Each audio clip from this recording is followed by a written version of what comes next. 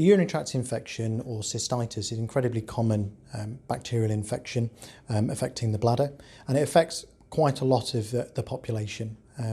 One of the most important reasons for looking at this as a cause of sepsis is just because of the number of people that suffer a waterwork infection. So the most common symptoms of a UTI are stinging when you're having a pee, potentially a fever, some tummy pain at the bottom of your tummy.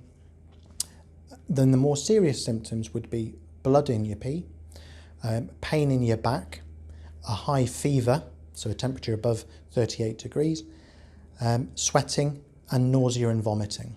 For the older population, absolutely one of the key features of a urinary tract infection or any infection is that it can change their mental state. So a person who is normally fairly coherent may suddenly become very agitated, very confused and appear quite unsettled.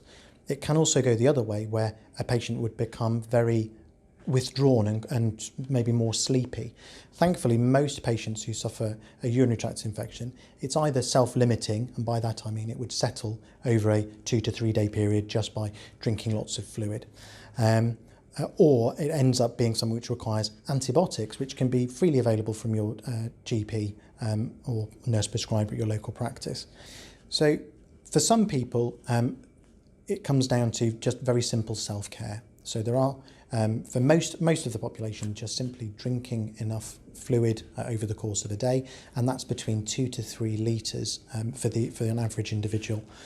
Actually, fluid can be brought in by the way, so tea and coffee does count. Offering fluids on a regular basis, so that if somebody is not as mobile and maybe their memory is not as good as it used to be, actually just having either a mug or a beaker of fluid next to them so they can drink, which can sometimes be enough to make sure that's topped up. For other patients, actually need to get the fluid in other ways, so you then have to start thinking about what's the person eating. Could you think about soups, yogurts, jellies, anything which has got a high fluid content will help. If you think you've got the symptoms of a urinary tract infection, the first thing is to actually think, is this severe enough that I need to be seeking medical attention? So if you've got any of those worrying features, back pain, high fever, severe tummy pain, nausea, vomiting, then you need to be contacting a medical professional. If not, some self-care advice, so making sure you're well hydrated, making sure that you're emptying your bladder on regularly throughout the day, so you're not just weeing once or twice a day.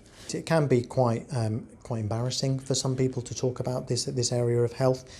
There isn't a hard and fast rule that you could apply to everybody. What I would say is that if you are a carer, either for a relative or you're working professionally as a carer, when you're managing elderly patients and caring for them, if their behaviour starts to change, if they start complaining, if they're up and down to the bathroom on a regular basis, you need to be thinking, could this be a waterwork infection? That's the first part of diagnosing it actually, and that's the most important part.